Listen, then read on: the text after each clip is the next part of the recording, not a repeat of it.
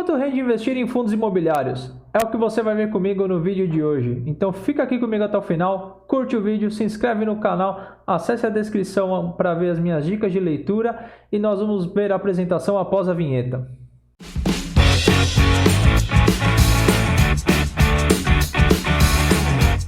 Fala galera, seja muito bem-vindo ao canal Investidor Caseiro. Meu nome é Daniel Quinteiros Fung e o objetivo do canal Investidor Caseiro é ajudar você, investidor de renda variável, ou ajudar você que deseja começar a investir em renda variável e não tem nenhum conhecimento sobre o assunto.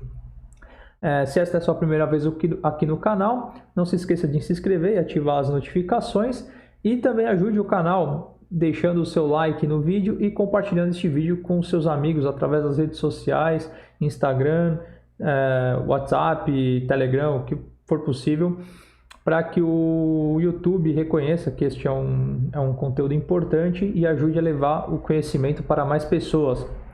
Falando em conhecimento, acesse a descrição do vídeo aqui abaixo e veja as dicas de leitura de diversos livros sobre investimento, empreendedorismo, que eu já li e pretendo fazer resenhas futuras. E também, caso você tenha interesse, conheça o meu guia rápido sobre renda variável. Tá? É um guia voltado principalmente para pessoas iniciantes que nunca tiveram contato com investimentos em renda variável. No vídeo de hoje, que é o segundo vídeo de uma série de 3 vídeos que eu estou fazendo esta semana somente sobre fundos imobiliários, no vídeo de hoje nós veremos quanto rende investir em fundos imobiliários através de uma carteira simulada que eu desenvolvi. Caso você ainda não conheça investimentos em fundos imobiliários, eu vou deixar o primeiro vídeo aqui em cima para você acessar. Assista ao vídeo que eu subi na terça-feira, no dia 18 de agosto. E assim que você terminar, volte para este vídeo e aí você pode continuar assistindo para entender quanto rende investir em fundos imobiliários. No sábado, dia 22, eu vou subir o terceiro e último vídeo da série desta semana, que aí eu vou ensinar como eu escolho os meus fundos imobiliários na hora de investir. Então, sem mais delongas, vamos para a tela, vamos ver a apresentação que eu preparei e vamos ver quanto é possível ganhar investindo em fundos imobiliários.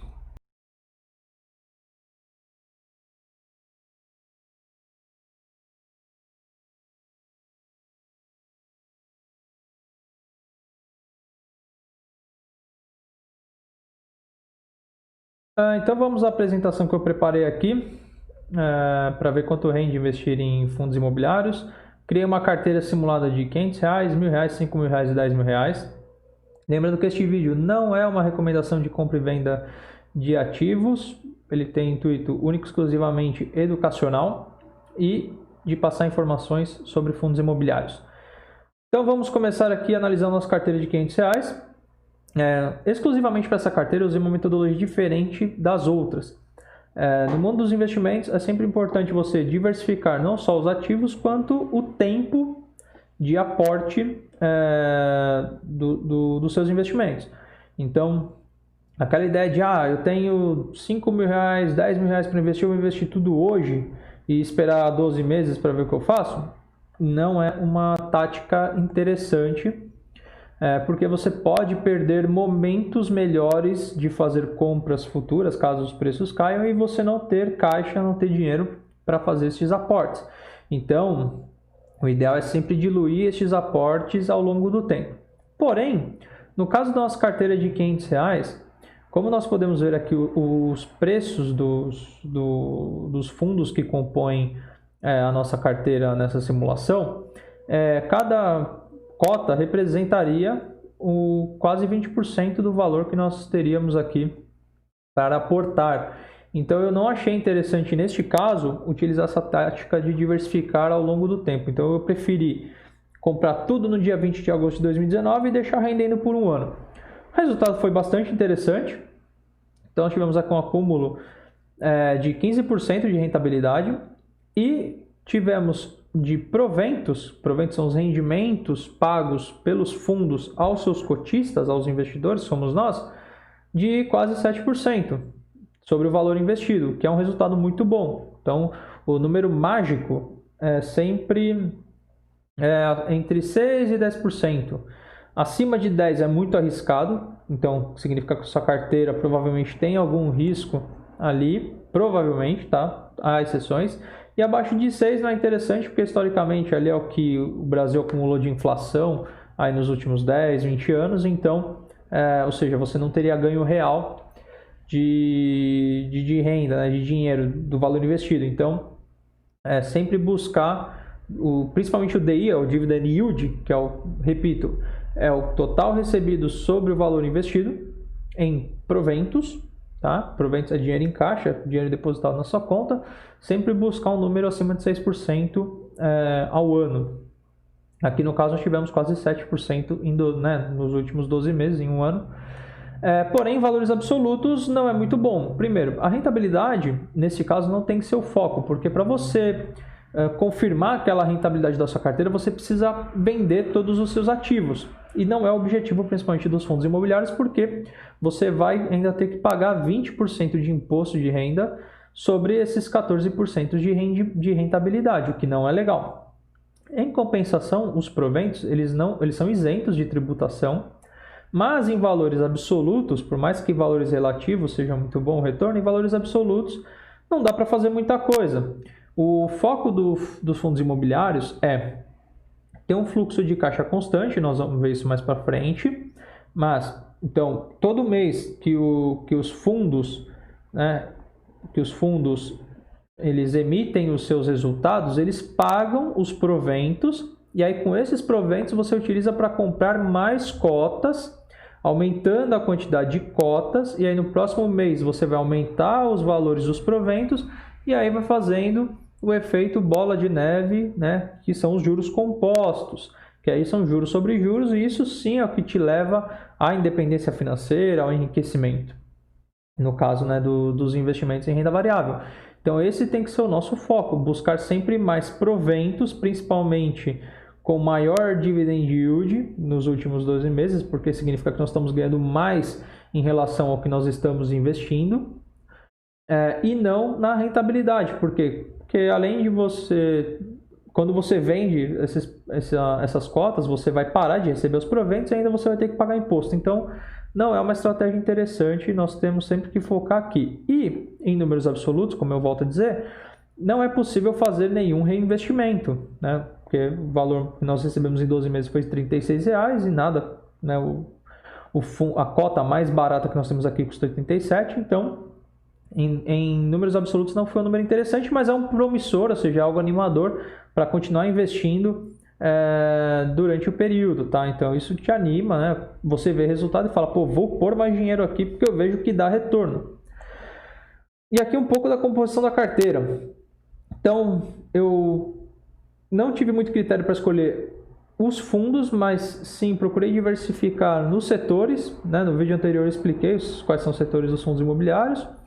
E quem deu bastante resultado, né? Nós colocamos aqui metade em XPLG11 e foi ele que deu bastante resultado aqui, 21% de rentabilidade, mas volto a dizer, não é o foco. O foco está nos rendimentos, que é essa coluna aqui, ó, o YOC, né? Que ele está colocando aqui o yield do período. Então, este tem que ser o nosso foco aqui. Carteira de R$1.000. Reparem que ela teve uma rentabilidade menor, um dividend yield também menor comparado à carteira de R$500 e os proventos praticamente iguais, obviamente porque o dividend yield caiu. E qual foi a metodologia usada nessa carteira? A metodologia que é mais aconselhada aos investidores. Eu diluí R$1.000, na verdade R$1.287, acabei me excedendo um pouco aqui. Eu diluí este valor em aportes mensais ao longo dos 12 meses. Então, o que provavelmente aconteceu na carteira de R$500 que não aconteceu na carteira de R$1.000? Na de R$500 nós compramos em um período provavelmente de baixa, ou em um papel específico, no caso ali o XPLG11 que rendeu 20%, 21% em 12 meses. Então nós compramos ele barato e ele teve uma alta rentabilidade, pagou bons dividendos. Aqui já não aconteceu a mesma coisa. Por quê? Porque como nós fomos aportando ao longo do tempo, e eu não tive critério também em escolher preço, ou seja, eu peguei todo dia 20 de cada mês e fiz a compra na carteira simulada. Então, muito provavelmente, em vários casos, eu comprei quando os preços estavam mais caros do que os preços anteriores que eu paguei. Então, eu fui pagando sempre mais caro no valor da cota, o que diminui a proporção, né, de proventos pagos e provavelmente e consequentemente também vai diminuir a rentabilidade da carteira. Então é importante sempre, quando você quiser fazer um aporte, tem muita gente do buy and hold, né, que diz, preço não importa. Nesse caso, nós podemos dizer que o preço importa.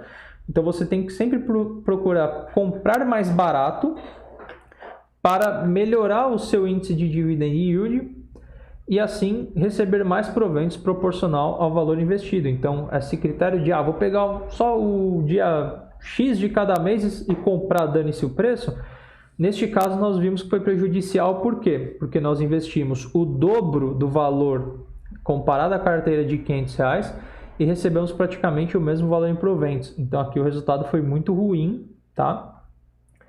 E eu escolhi os mesmos papéis da carteira anterior, porém, como eu disse, comprei em tempos diferentes. Então, procure sempre comprar, se não no mesmo preço, mais barato do que você fez a sua última compra, quando você for fazer os seus aportes na sua carteira, para que você ganhe proporcionalmente mais proventos, tá?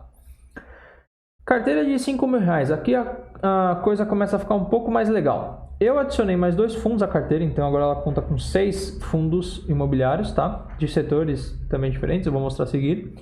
E em 12 meses também não houve muito resultado positivo no dividend yield acumulado, na rentabilidade tampouco. Porém, o valor absoluto em proventos já ficou mais interessante. Por quê? Por 2 motivos.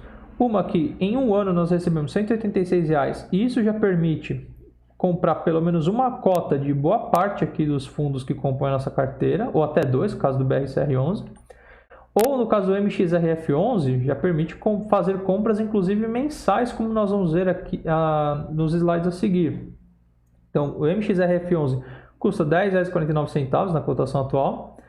E em um ano nós recebemos R$186, mas dividido mês a mês. Então, nós vamos ver que já é possível fazer o efeito bola de neve, que eu comentei anteriormente, que é fazer aportes mensais com regularidade, utilizando os proventos recebidos do resultado dos fundos imobiliários. Então, aqui a foto da carteira. Repare que o MXRF11 é do mesmo tipo do BRCR11, que já compunha a carteira de 500 e de R$1.000. É um fundo híbrido. E eu adicionei a RBVA11, que é um fundo de agências bancárias, tá? E aqui é onde eu dizia que a coisa ficou muito mais interessante. Nós iniciamos os aportes em agosto de 2019. E aí em setembro já recebemos o primeiro resultado desse aporte, R$2,72. E conforme nós íamos aportando mês a mês, o rendimento recebido em valores foi aumentando.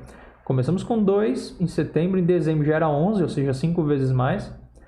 E em agosto de 2020 já era 10 vezes mais, praticamente, né? R$23. Repare que a partir de junho já recebemos acima de R$20. E com R$20 de junho, julho e agosto, por mês, já éramos capazes de comprar mais 2 cotas de MXRF11 por mês, em junho, julho e agosto. Ou seja, já começou a fazer o efeito juros compostos nos nossos investimentos. E com o dividend yield também bastante interessante, aqui na casa do 0,5%. E em alguns casos, né, janeiro, provavelmente houve uma distribuição maior feita por algum fundo. E isso chegou a pagar 0,73% em janeiro, que é muito interessante, muito legal. E quando nós olhamos o dividend yield acumulado em 12 meses, ou seja, começando de setembro de 2019 até agosto de 2020, dá 3,7, que eu falei que não era um resultado satisfatório. Porém, como esses valores foram melhorando, né, ao longo dos aportes que nós somos e dos reinvestimentos que nós fomos fazendo na carteira simulada ao longo de 2020, nós já temos o resultado aqui médio mensal em 2020, considerando os 8 primeiros meses, de 53%, 0,53% ao mês, que nesse ritmo daria um total de 6.000% em 12 meses. Então já é um resultado muito interessante, tá? Aqui no print, né, tá 4,3, o que seria a média de dividend yield, mas dentro dos últimos 12 meses de 2020, tá? Então aqui eu estou considerando 8 meses, por isso que essa média aqui, 0,53, é maior que 0,36 aqui. Por último, carteira de R$10.000. Eu adicionei mais um fundo dessa carteira, que é o HCTR11, já vou explicar por quê.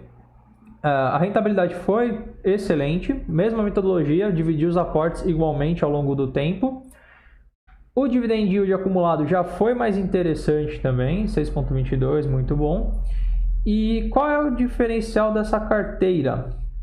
Eu adicionei o HCTR11, que é um fundo de papel, que investe majoritariamente em casas de veraneio, tá? São condomínios de veraneio. E é um fundo, eu busquei esse fundo especificamente por saber que ele é um pouco mais arriscado, tá? Ele oferece um pouco mais de risco e ele é conhecido pelo seu alto pagamento de dividend yield, né? É o tipo de fundo que nós chamamos de high yield, ou seja, yields altos.